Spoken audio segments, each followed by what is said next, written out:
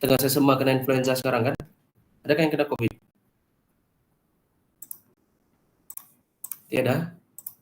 Kalau tiada, syukur. Ya, memang musim selsema ini sekarang. Ramai orang kena selsema, termasuk saya. Kita masih admit dulu.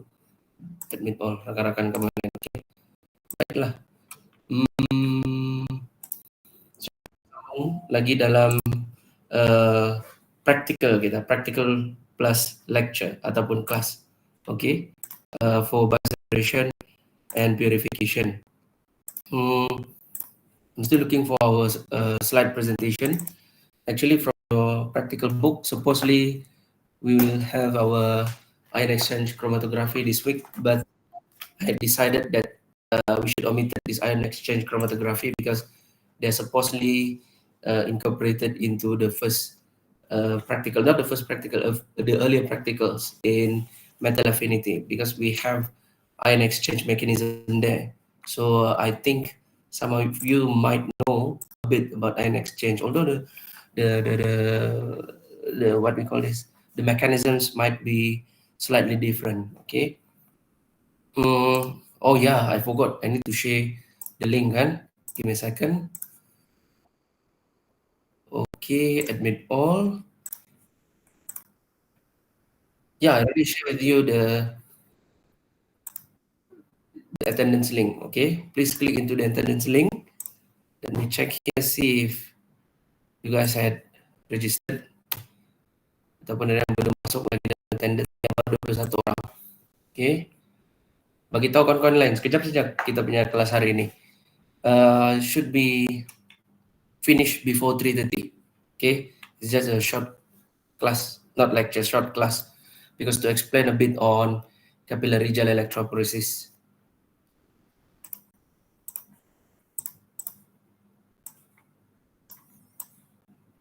Bukan susah sangat lah, tetapi dia apa ni, kamu perlu tahu, terutamanya dalam aplikasi isolation proteins, protein separation. Okay.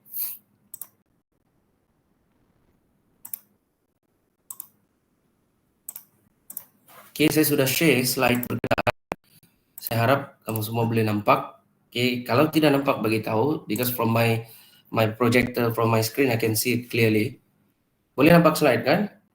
Capillary gel electrophoresis, bukan benda lain. Nampak, doktor. Mantap. Alright, that's good. Bagi tahu saya sekiranya attendance link itu tidak berkesan sebab macam tidak meningkat pula attendance ni. Maintain dari tadi 32. So, ya yeah, please ataupun kamu mau saya share link yang baru sekejap Mungkin link itu expired ke apa kan? Saya share sekali lagi. Oh, masih sama. Okay. Alright, okay. Tunggu lagi. Kita tunggu lagi. Sekiranya ada lagi mau masuk. Iqbal Hakim, okay. Okay, semua sudah masuk. Okay. Baru naik pergi 46. Ada lagi yang belum ambil nih, sebab dalam sini attendance kita ada 62 orang. Bagi tahu lagi, war-warkan yang lain. Unless sakit lah, sebab musim sakit sekarang kan. Atau terlajak tidur. Musim hujan, syok juga tidur. So, without further ado, mari kita continue. Let's continue with our class, okay? So, Assalamualaikum and very good afternoon, everyone. I hope you guys had successfully acquired or obtained your results from our previous experiment. I received many of your lab reports, some of them being written impressively, being written concisely and amazingly. Okay, not really amazing, like excellently. Okay, so although some of you pun ada juga yang tulis tidak begitu mengikut kriteria yang diperlukan. Okay, the criteria that needed for lab reports. Let's say in a lab report, you guys should include what? Number one, must have the title, and then mesti ada objektifnya, problem statements, okay, your practical backgrounds, introduction lah kan, practical backgrounds, why we conducted this experiment, okay.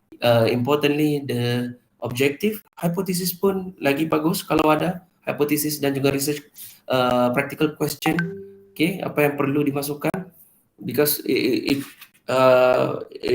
will evaluate it, or it will tells you what kind of researcher you are. Sometimes you only follow the book bagi tahu tiada objektif, kamu pun tiada objektif. Dan introduction tu dia bagi tahu itu, kamu copy bulat-bulat kan. Tengok kita buat benda lain, tiba-tiba jadi benda lain. So benda-benda gini yang akan dititik beratkan. We'll try to make sure that all the elements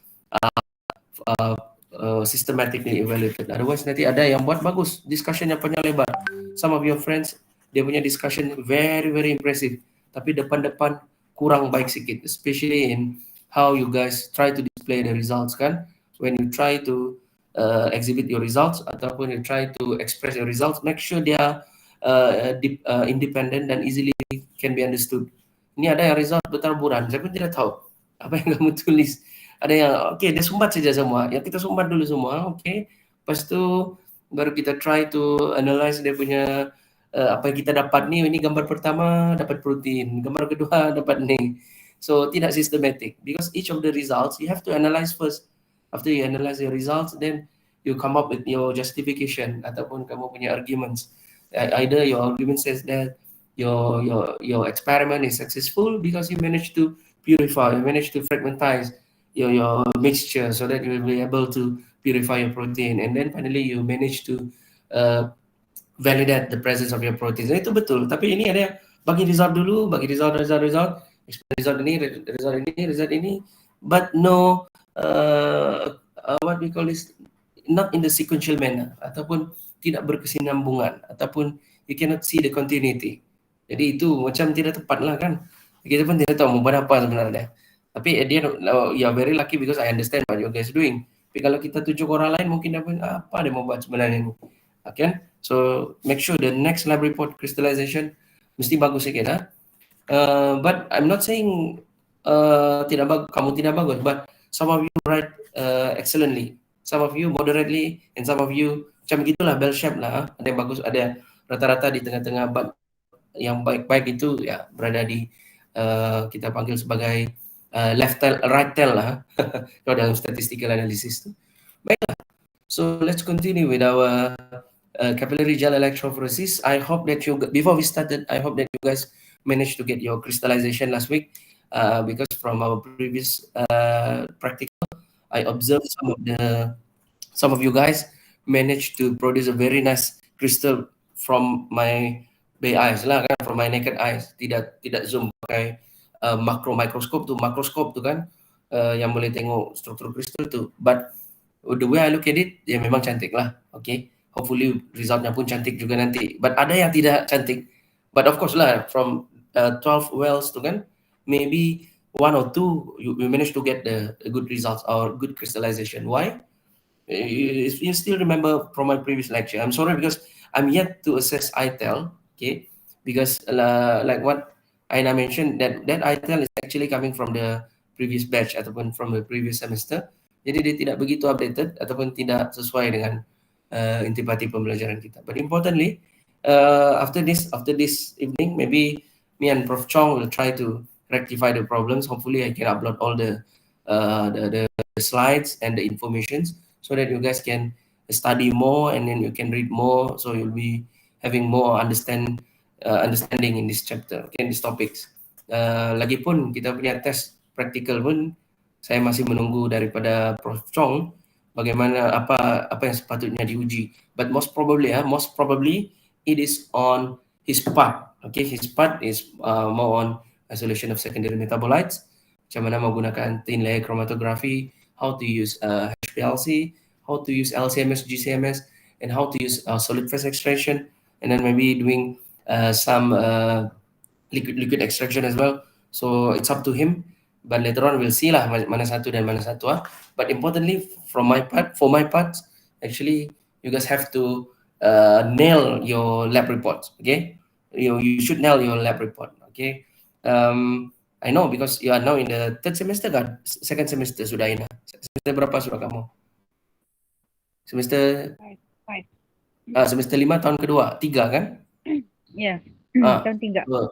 So semester tahun 3 semester 5, okay, should be able to write a very good lab reports. Okay, expect your lab report should be at least tidak ada lagi yang level-level metric SPM punya level, tiada, ataupun STPM, dia mesti yang bagus lah.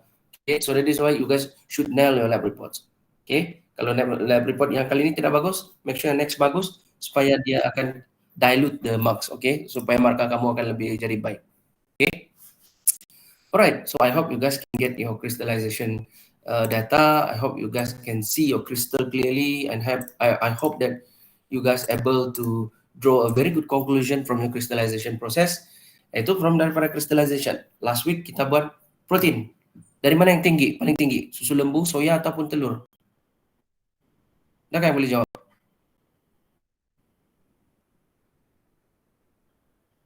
Belum dapat? Belum kira? Protein mana? Betul kan? Kamu buat dari soya, from eggs. I'm not sure. Kamu pakai eggs. Yalah, white eggs dan eggs yolk kan? Lepas itu dairy milk. So, mana protein paling tinggi? Tahukah? Tidak? Anyone?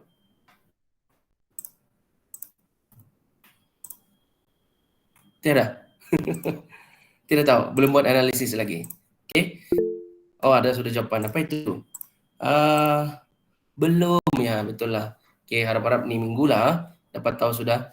Tapi kalau kamu mau bina badan, kamu mau tambahkan muscle, memang kamu ambil telur kan? So hopefully we can see the reasons why the bodybuilder ataupun athletes being asked to consume more eggs. Okay, instead of susu. Susu apa? Kayak protein juga, but it will be more on calcium kan? Tapi kita tidak tahu lagi macam mana. So once you manage to conclude your results from this experiment, nanti bolehlah argue dengan rakan-rakan yang bina badan kah, atau yang pergi gym, atlet kah, atau yang mau diet keto kah, macam mana, bagi tahu. Oi, kau tahu yang paling tinggi mana satu? It's actually the susu lembu, dairy milk. Mana kita tahu? Ataupun soya. So now start to become, kalau soya lebih tinggi, now let's campaign to be a vegan. Contohnya kan, I'm not saying that I'm supporting vegan apa, but you see, this is how we try to justify things lah as a science student. Kita jangan cakap bilang, oh bumi ni leper bukan bulat, tapi tak boleh justify pun based on science atau based on empirical research. Of course ada orang cakap bukan semua boleh diobserve dengan science. Yalah betul kalau yang paranormal activities kan, but this is how we try to convince other people, not really convince, to tell other people, to enlighten them that some knowledge you need to acquire from empirical studies. Contohnya macam protein tadi itulah. Kalau protein kamu bagus, banyak tinggi, so boleh cakap diambil inilah kan, ambil ini. Kalau kamu bina banyak muscle, mau become more athleticism, will muscle strength, ambil mana satu, protein dari mana. Alright, attendance masih 59. Sekejap, saya mau share yang baru, ada yang baru lagi. In the case of yang tadi semua sudah expired. Oops, data mau keluar. Okay, harap-harap sama juga. Okay, so siapa belum klik attendance, pergi masuk dalam attendance, fill in your attendance today. Okay, so let's continue. So yeah, macam mana kita mau tahu how we could tell that our protein is higher than the rest based on the standard. Okay, make sure you guys had prepared your standard effectively, prepared your standard concisely, so that they can be used to identify your group. Previous slide lah, fractionated proteins itu kalau kita purify during our lysozyme time kan, but in this case kan, ini lagi saya mau tegur sedikit.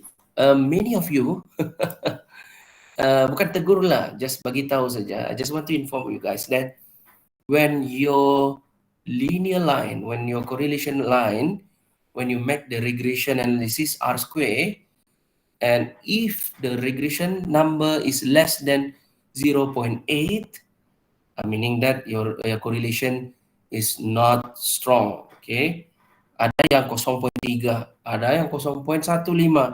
Oh, rendah sangat tu. Maksud dia tidak boleh guna pakai regression line. Okay, so what should we do kalau yang begitu punya case kan? Kalau tiba-tiba regression analysis tidak betul ataupun tidak tepat, macam mana? Apa yang patut dibuat? So do you need to further adjust your line atau pinjam kawan punya line? Mungkin Michelle lupa bagi tahu lah. But that is why we have replicates kan. So that is why we have replicates. So in research, normally we have replicates for our standard as well, so that we can see that our standard, maybe they have some deviant from our previous result. Let's say the first one cantik, second one mereng, third one mereng. But after you try to calculate the average, lepas tu kasih lines, plot satu line biji begini, then you can see that relationship is actually there. Because sometimes absorbance reading will be very very sensitive. Kadang-kadang disebabkan you forgot to mix them around pun dia punya bacaan jadi tinggi. Ataupun kamu sudah campur tapi terlebih air sikit sini 1 mil pun bacaan jadi turun.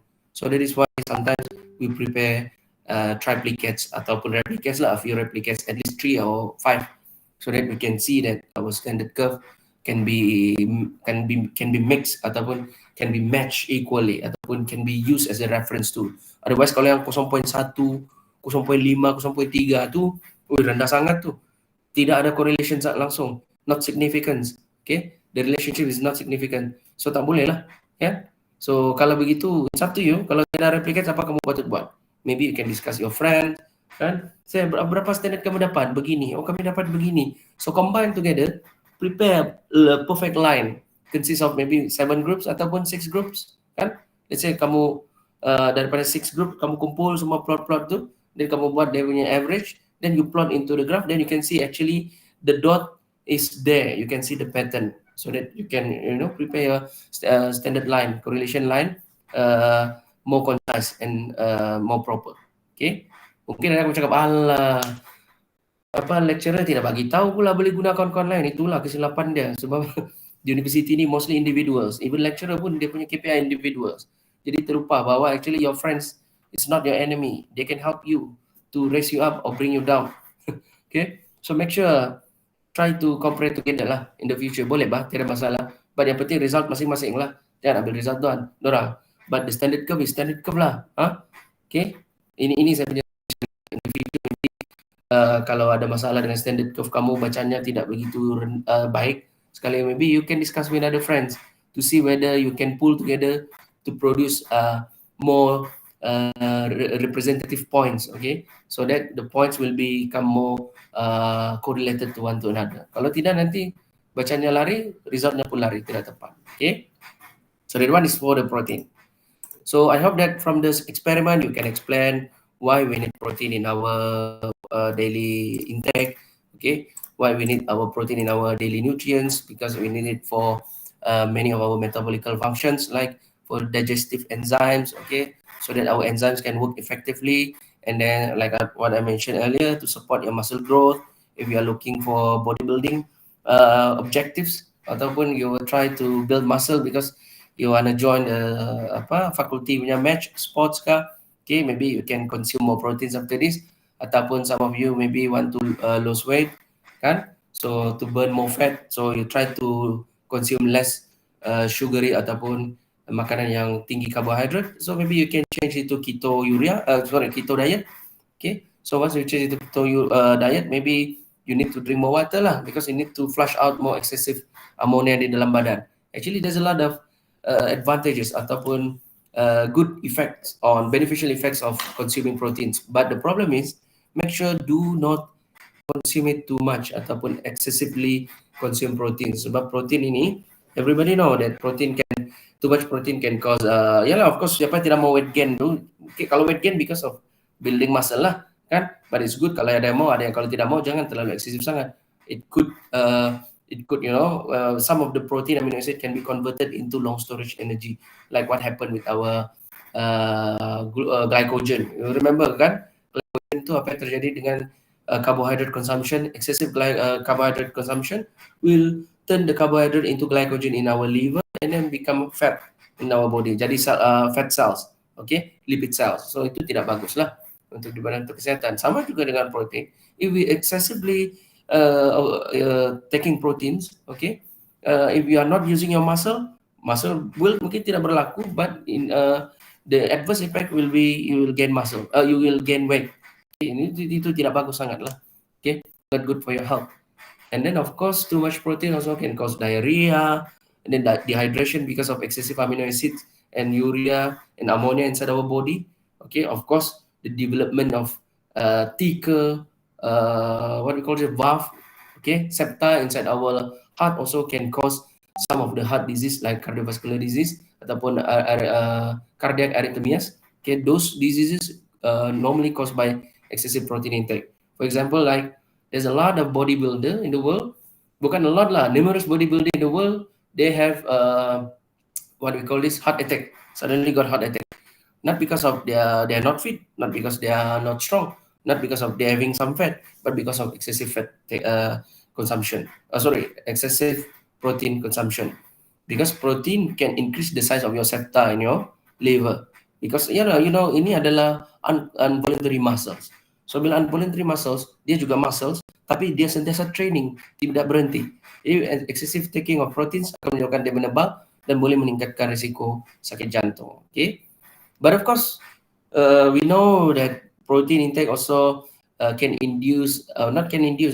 promote more regulation of our DNA expression to produce more proteins, enzyme, and other metabolites that related with our metabolic pathway kan. So itu sebab kenapa mengambil banyak protein pun, when we consume too much protein, could increase the chances of getting cancer. Okay, so I think whatever it is, if you want to consume proteins for, let's say you want to build muscle, make sure take it moderately lah. Do not take it too excessively. Okay, and of course, too much protein could cause kidney damage because by taking a lot of proteins, those proteins will be translated ataupun being processed into urea, and the urea and ammonia normally being processed inside the kidney. So the kidney will have to work more and more, have to intensively working 24 hours, and it could cause our kidney become damaged. Okay, and of course, the protein not directly, but excessive intake of protein may cause calcium loss. Why? Because it will increase our proton pump, okay, proton channel, calcium channel inside our cells, and our calcium may be lost during the process. And of course, constipation is one of the causes if you're taking too much proteins, excessive proteins. And finally, bad breath. Siapa yang mulutnya berbau setiap satu, tadi tidak makan bawang sudah berus gigi Listerine, sudah pergi flush itu scaling semua, sudah buat gigi sebagainya, tapi masih berbau, maybe because of the taking too much proteins, because protein digested inside our stomach and they will produce urea and ammonia that cause a bad breath. Okay. Ada question? Any questions? Ada soalan sebelum kita move to capillary gel electrophoresis, guys? Tiada? Tiada, doktor. Alright. Okay, Iqbal. Thank you. So, Noi. Okay. Fatia cakap Noi. No. Okay. So, next one. Now, let's move to capillary gel electrophoresis. On the left side is our model from the Edward Jenner's lab. Okay. Tapi sudah kena buang. Bikin malu. Tidak berfungsi. Rosak dan juga sudah outdated. Maklumlah dibeli zaman pemerintahan Mahathir kali pertama. So, it's quite outdated. But basically di dalam itu you can look on the right side kan. On the right side is actually how the machines look inside. Okay, how the appearance from the inside. Okay, you can see that I cannot explain too much because Nur Adlina ketawa sudah. Yalah sebab ini memang mesin tu bagus lagi bikin simpan sayur ke apa ke, I don't know. Sudahlah zaman lama. Tak boleh berfungsi, even dia punya gravity pump pun rusak. So that is why baik jangan simpan sana lah. Jadi museum rugi lagi, so better remove lah. Okay, so itu yang berlaku. Now we're looking for new budget. Hopefully we can have a new budget so that we can buy a new one. I would like to explain to you this area, tapi mungkin tak berapa nampak lah. Atas ni dia punya dia tarik sampelnya dari dalam ni. Okay, so sampel kita akan ditarik melalui pump dan ke atas, dan melalui gravity pump ni dia akan channelkan kita punya ke capillary gel itu di dalam ni, airnya dianalyze di dalam spektro. Okay, di dalam spektro dia analyze dalam bentuk either UV ataupun dalam bentuk of course this one you cannot see through imaging lah, right? But before that, siapa? Lagging sudah dia. Okay, before that saya mau explain sedikit lah apa ini gel capillary electrophoresis. Okay, kamu semua sudah maklum you guys already know about the presence of electrophoresis, kan? We use electrophoresis to separate our biomolecules like DNA, like proteins. Normally, protein being separated or being analyzed by using SDSPH, okay? Sodium diadesyl sulfate, polyacrylamide gel electrophoresis. Those one I hope you guys know, because capillary gel electrophoresis possess similar mechanism. Okay, basically we have capillary inside, but being coated with what we call it the gel, which having certain charge. Okay, later on I'll show you how the charge being arranged inside the gel. But importantly, in terms of a mechanism, okay, this is how the capillary electrophoresis looks. Okay, normally on this side we have anode and the other side we have cathode. Simply when we pass through electrical current, our protein, because we know that protein having their own charge, kan, based on the size. The bigger the size, the greater the charge. Okay, but they will move slower. Okay, so this is why by using this capillary gel, normally the smaller protein will move faster through this capillary. Okay, we have two mechanisms here. Number one, they are being separated through the size because of their the lighter one will move first, and then the heavier one will move later. Okay, but once they go through this capillary, they will be separated physically because this capillary they have their own charge. So the one that having more charge will be move faster. Okay, move faster, and they can be separated from the other groups, from the other compounds. So this is considered as one of the most sensitive machines, because not only they can be separated by the size, but they also can be separated by the charge. Okay, so this is the power, the most powerful tools of electrophoresis. Okay, even in DNA itself, we use electrophoresis to separate our DNA based on size and charge, size and charge. Okay, and capillary electrophoresis also in size and charge as well, but the capillary will give better resolution. Okay, so in capillary it will give better resolution so that they can be separated more evenly and more distinctively. Okay, so from this slide we can read that it is an alternative method to gel electrophoresis, but the proteins are dragged through a capillary gel, okay, capillary tube rather than a gel. The capillary tube is very narrow, very small, and once it reach the detector, it will be detected through the absorbance. So we can see the peak. Okay, so the peak in terms of spectrophotometers, we can see that this peak is represent of which proteins. Either the abundance is higher or smaller, depending on from which sources we get our proteins. Okay, so normally, supposedly that we should use our lysozyme, which being purified and extracted last time. Okay, and we already validate. Okay, we had validated our lysozyme through biological assay. I'm not sure about your biological assay result there. Sebelum tengok habis, adakah dapat inhibition zone? Ada yang dapat inhibition ke tu?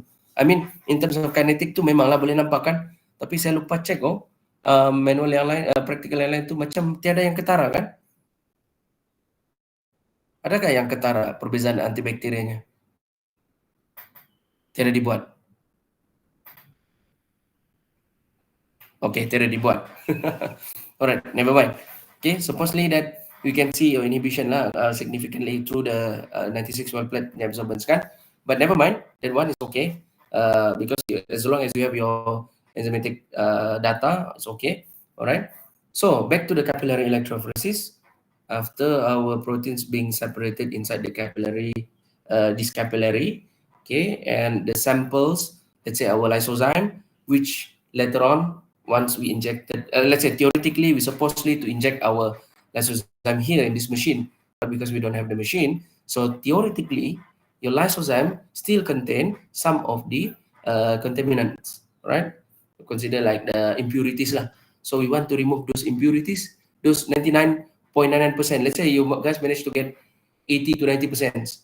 Okay, so now through this capillary electrophoresis, we will be able to further purify our samples, our lysozyme, up to 99.99%. Okay, because of the specificity of our capillary of these methods. Okay, so this is actually our final what do we call this? The final objectives is actually to be able to isolate and purify our lysozymes that can be used as an industrial standard, okay, ataupun sebagai drug standard ataupun pharmaceutical standard. So they can be consumed by people or they can be tested on mammal ataupun like rodent, like rats ataupun human clinical trial. Okay, normally they must pass through this one. So finally we manage, after we validate, we will be able to get our pure compounds from these machines. Okay, in this case we are looking for our lysozyme. Okay, but basically the process is quite straightforward. Okay, the first one, your samples, after you put your samples into the specific beaker, specific chamber, and then the first capillary tube the capillary tube will be loaded with our buffer. Normally we use saline buffer, or sometimes we use a TE buffer, depending on what kind of buffer that is suitable with your samples. In this case, we're using a lysozyme kan, so definitely we use phosphate buffer, PBS. Okay, and from the CE injection, normally the machine will apply three methods. The first one will be through the application of pressure, where we set our vacuum and the vacuum helps to pressurize our samples and our column so that the flow can be, the protein flow can be put into the capillary, and the flow can be adjusted to be a constant flow, let's say 1 ml per minute, okay, 1 milliliter per minute. So you will be able to justify your result based on this flow. Because let's say if your flow is not consistent, sometimes you will get different separation. Maybe you said that, oh, at this rate I get this, but actually your flow rate is not correct. So maybe there will be some error with your result later on. So that is why we try to avoid that kind of errors in our manufacturing industries, okay, or during our research, okay. And the second application will be on the use of gravity siphon. This is what I call gravity pump just now earlier, because our samples will be sucked into the, I consider it sucked lah, but actually they've been pumped into the reservoir, and then from the reservoir they're using the gravitational pull to allows our and the siphon concept, because we already applied pressure earlier. Okay, so once we have pressure and gravity, it will flow directly and smoothly into the capillary action.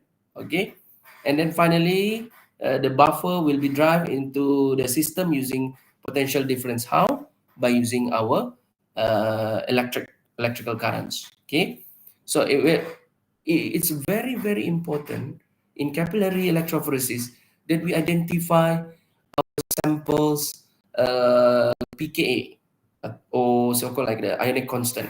Okay, the pH constants of our samples. Otherwise, maybe we will use too much voltage that could degrade or destroy our proteins. So we need to adjust accordingly. In the machine, actually, we can change the voltage supply. But how? Normally, we use this formula lah. Okay, in this formula where we try to calculate the capillary electrophoresis formula. First, we need to define the electrophoretic mobility. What is the electrophoretic mobility of our samples? Normally, we use the concentration medium, the equivalent with the volume square divided with the voltage and time that we are going to use, so that we try to minimize the U, the what we call this, the electrophoretic mobility, and it will not be oversupply. Otherwise, your sample will be destroyed or will be damaged, and making your analysis become error or wrong. Okay, and then after that, the separation calculation also can be used by take into the consideration of other factors like the heat production of from our supply unit. Then we look into the separation efficiency by using this formula. Okay, this formula is not so important, but I just want to inform you guys that actually we have this kind of formula before they are being developed and incorporated into the capillary machine, okay, capillary electrophoresis machine. Because you guys don't have the machine, we don't know how the machine works. Basically, it tests on mathematical models on how we adjust the biophysical properties of our samples. Okay, and this is in terms of the theoretical plates, which is an evaluation of the resolution of the separations. Yes, that's true. In fact, when we have the gel electrophoresis machine, what we do is actually we're playing around with this voltage. Actually, we have a knob. We adjust the knob, adjust a bit here and there, and see whether the charge can be applied effectively or not. Sometimes if we put too much charge, we'll get a very bad or ugly separation, ugly peaks. But if the separation is good, we can see a very fine peaks being produced. But if our separation is bad, we can see that there's no peak at all. All right. So that is how the fundamental mechanisms are working in this capillary electrophoresis. Okay, that's the first one. The second one, we need to look into the electro-osmotic flow. Okay, this is a very, very important concept in capillary gel electrophoresis. Why? Because the electro-osmotic flow, or EOF, will tells us the flow rate, the capability of our samples to being able to flow inside our capillary tubes. But this one can be determined during the experimentation. Okay, when we are doing our work, they can be determined after you adjust a bit with your samples. Let's say you know your samples is how much you need inside there, or what is the pKa and what we are the pKa value based on the activities. And maybe after you do some simple separation through SDS page, you can see that actually they're being separated finely using this kind of voltage of, or this number of voltage, or maybe using this the what we call it, the force, the electromotive force, this number. So that is why from there we adopt into a capillary electrophoresis machine. So from there we can apply our samples using the voltage. Okay, for example, in this case, we can see that it's mentioned about the EOF is actually the driving force in CE. Correct? Because with the correct electro-osmotic flow, we will be able to separate our proteins not perfectly, concise, not really concisely. What was the term? Distinguishly. Okay, meaning that we will be able to distinguish the component inside our samples. All right. So the mechanism is based on the driving force of anion and cation that moving towards the cathode. I'm not sure if you guys remember this, but maybe previously you already learned about electrolysis. You guys ever heard about electrolysis, kah? Where we supply electricity to separate chemical components, especially salts, okay, inside an electrolyte, so that we'll be able to separate our component into their based on their respective charge, like copper and sulfate inside a copper sulfate, right? So same goes with the CE, capillary electrophoresis, where we apply the electro-osmotic flow, okay, because we don't have a large electrolytes, okay. Unlike the page, unlike the electrophoresis gel, we just put into the buffer and allows the electrical current to help to move our to help the separation to move our biomolecule. But in this case, if we don't apply electro-osmotic flow correctly, we cannot be able to move our samples, because our samples need to pass through the capillary tube. And the capillary tube, basically, if you look into this capillary tube, they're having a lot of charges on the wall. But before I go to that, let's see the first point. Walls of the capillary are negatively charged. Okay. The second point, this binds cation from the buffer, followed by the cation layer that forms is attracted to the cathode and drives the flow towards the cathode. And electro-osmotic flow can be reversed or completely removed by changing the charge on the capillary walls. Means, okay, of course we put aside the point number 4, but I want you guys to focus on the point number 2 and 3, meaning that the tube itself, the capillary, okay, the tube itself, they're having their own charge that helps to retain certain molecules based on their charge, so that other charge can pass through effectively. But this one needs to be adjusted manually. Of course, nowadays we have a more sophisticated machine that can help us to calculate the electro-osmotic flow. But let's say we use a standard one, we have to know what the typical number of charges, or what kind of charges that need to be used, need to be applied before our samples can be effectively separated using this machine. Okay.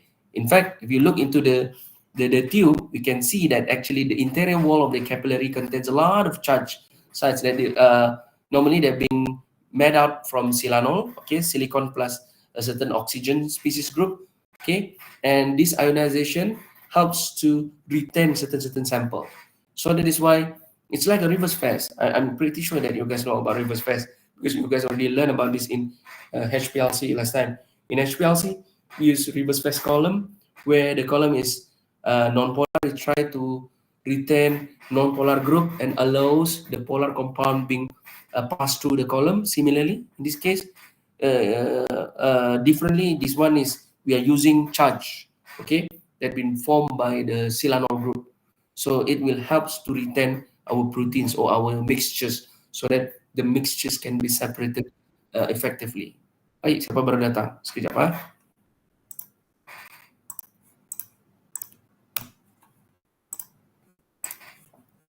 Yang baru sampai itu siapa tadi ya?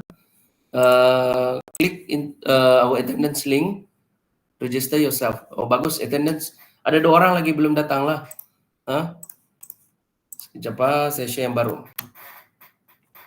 Okay, in the case of tidak dapat masuk, boleh klik attendance link yang baru. Okay. So now let's continue our class. Okay, so ini tadi pasal the silanol group. Okay, so I think I already explained to this one, but importantly, okay, this is how it works. Okay, the cathode will be on the starting point and the anode will be on the ending point. In the case of our capillary being charged differently, where the positive ion is mounted at the surface instead of the negative ions here.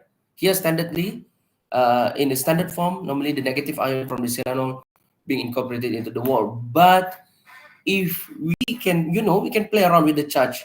Like what we mentioned earlier, we can reverse the charge based on how we play around with the machines. Okay, so let's say we apply positively charged on the inside wall of the capillary, so it will flow like this, and we will be able to retain other compound with the more negatively charged. Okay, so more negatively charged compound will be retained on the capillary, and we will be targeting more positively charged. But of course, this one can be played around.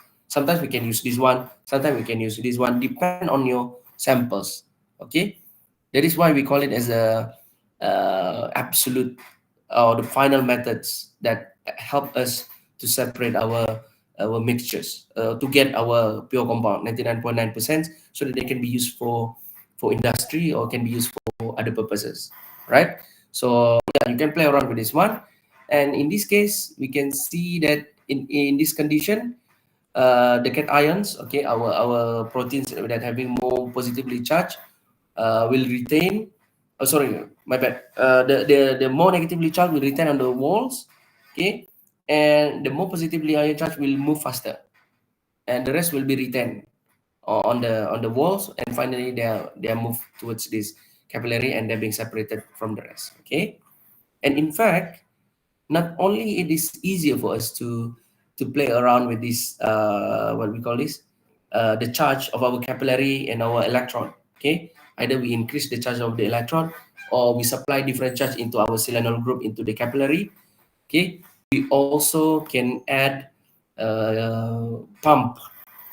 Okay, in this case, okay, we call it as ultra fast capillary electrophoresis, like what we did in HPLC, like what UP-HPLC being incorporated with, like ultra high performance liquid chromatography. Capillary electrophoresis also can be enhanced to become ultra performance. Okay, by how? By number one, by using okay, this is from the point. Okay, using an hourly glass shape in the capillary increases the electric field at the specific point, reducing the risk of overheating. Yes, the capillary tube, normally they are like cylinder one, but a very long like a wire. But sometimes we can adjust into a capillary based on the Venturi effect or based on Bernoulli effect. In Bernoulli effect, Bernoulli effect, sorry. In Bernoulli effect, when we try to reduce the pressure inside the chamber, inside the capillary, the velocity will increase.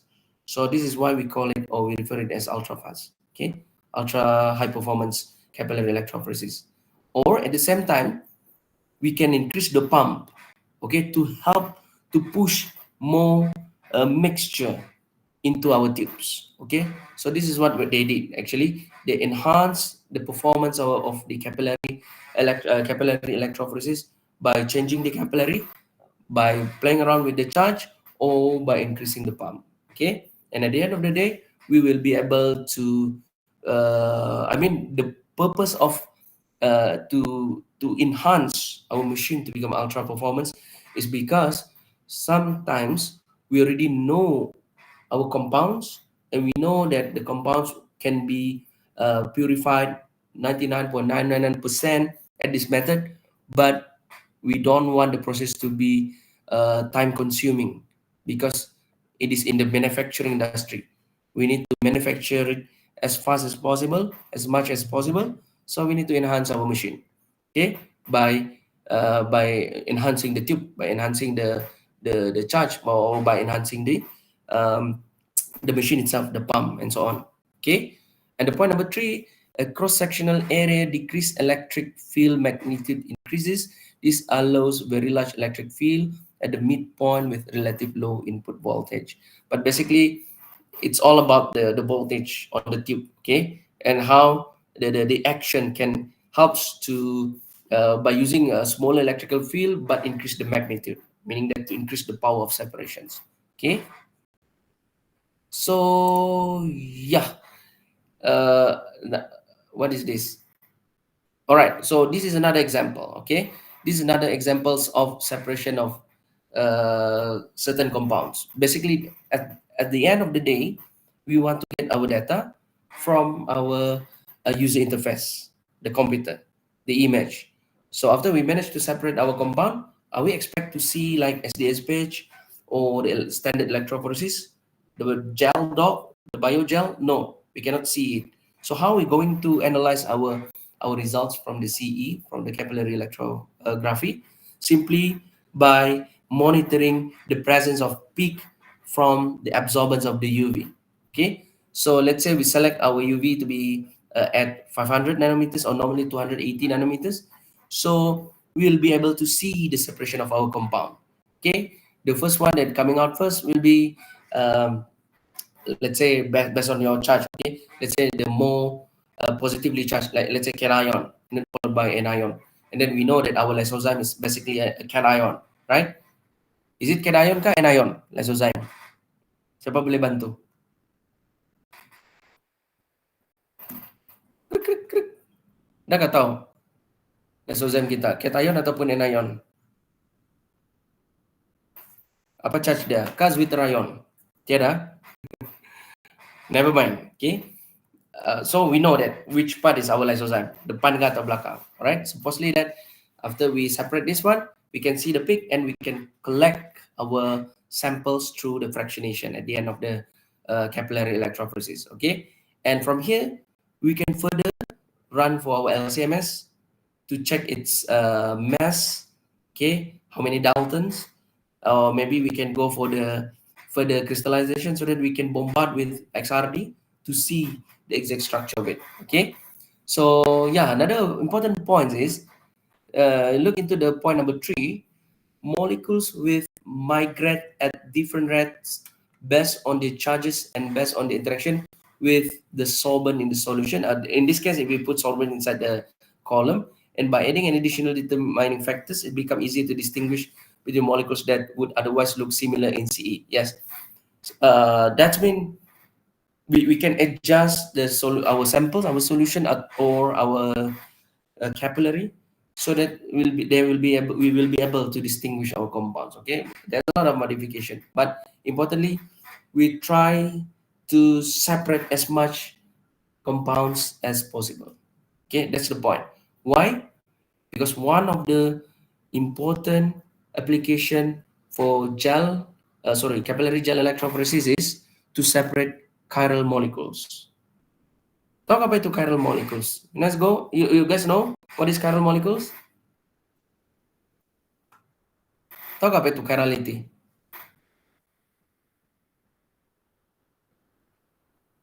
No, doctor. Chiral, okay, compounds that having mirror image left or right, but there is the problem with the yang cermin. Ya, betul yang cermin. Very good. For example, like cyclodextrin. Okay, so this is the separation of chiral molecules of a certain peptide, polypeptide, beta cyclodextrin peptide mixed with a certain carbohydrate structure, cyclodextrin. Okay, so CE is performed with cyclodextrin in the buffer, and cyclodextrin is non-ionic cyclic chiral molecules. One enantiomer will react much more strongly with cyclodextrin. This enantiomer will reach the detector later. So if let's say we have a chiral compounds, chiral molecules, okay, left and right, enantiomers and denantiomers. So they're having a same charge, same mass, okay, same size. So how are we going to separate them? Actually, we can use by using a capillary electrophoresis, because there's a lot of factors that we can play around so that they will be attracted to either anion to be more anion in properties or to be cation in properties, but we can separate them. Okay, remember that what is mentioned here, interaction with the cyclodextrin slow down the migration of this enantiomer. Yes, because certain, although they are the same, although the mass the same, the charge is same, but they have different dipole moment. Okay, I'm not sure if you guys still remember this dipole moment. Like water have the dipole moment, but if we change it into ionic OH and H plus, the dipole moment will change. Similarly, if we have ammonia or R ammonia, the dipole moment will change. Okay, so they will be react differently towards different reagent. Okay, so similarly with this application where we use how they react to the what we call this, the factors that we play around in this CE, capillary actions. Okay, like what we did here, we try to isolate the beta cyclodextrin from alpha cyclodextrin. So we fine tune our capillary actions. Okay, so that it only allows the flow of beta cyclodextrin first. Okay, remember that in chirality, okay, let's say for example like amino acids, we can have two lysines, but we can have L lysines and D lysines. Although they are lysines, but two different lysine, and they react differently. Normally, L lysine will give us a better beneficial effect compared to D lysines. Okay, and this is another problem with chirality. If we don't, if we no- if we not, if we unable to separate them, let's say in the manufacturing industry, you want to produce drug, you say that yes, we get this drug, this is the drug that can be used. Then suddenly you tested on human patients on a clinical trial, and then the patients die. Why? Because one enantiomer might helps to treat the disease, but the other one maybe cause a severe effect. Okay, for example, like thalidomide lah. If you can read from this slide, it says that the pharmaceuticals application of thalidomide, one enantiomer helps with morning sickness, but the other one can cause birth defects. So must be careful with this one. That is why in manufacturing industry, the knowledge of organic molecules, okay, organic chemistry must be very, very good, must be excellence. Otherwise, let's say you says that, oh yeah, we successfully isolate our new drugs that can treat COVID-19, and then suddenly you supply to everybody and everybody consume it. Not only their COVID-19 is not cured, they die instantaneously. So siapa punya salah, kan? So that is why we need to know the physical properties of which compound that we are that we're looking for, and which one that we need to isolate. How to isolate them? By using a lot of methods like capillary electrophoresis. Okay. Ada soalan? Any questions?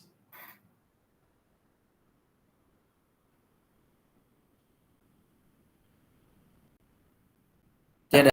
Okay. Sebelum kita habis, just a little bit on trivial informations.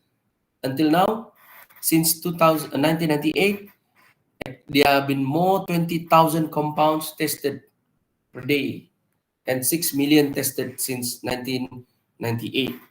And if you want to know, a lot of our generic drugs that formulated from amino acid sequence or from the peptide or from any other biomolecules, like drug treated for malaria and so on, okay, they are being tested through capillary gel as well, okay, because they have their own charge and their activity is based on their pKn and pKb. All right, not only that, other applications of CE, we will help us to analyze the molecules that are not suited to HPLC, because HPLC we use C8 columns, C18 column, which is for polar and non-polar compounds. But here we'll be able to separate macromolecules like proteins, like carbohydrates, okay, lipid components, right? And it helps us to separate the chiral molecules, okay, and help us to determine the drug molecules in a biological fluid. Let's say these people said that they never consume this drug or this drug, and those drug cannot be detected, like THC, okay, tetrahydrocannabinoids. So we can use capillary gel electrophoresis to see whether this guy taking certain medication, or we can use it to separate bacterial species, and finally expect the unexpected. I mean, sky is the limit. In the future, maybe you guys will become the more big or greater researcher than us in UMS now. Okay, maybe you become one of the pioneer or Nobel Award scientists in the future. So what else can be done? It's up to you guys.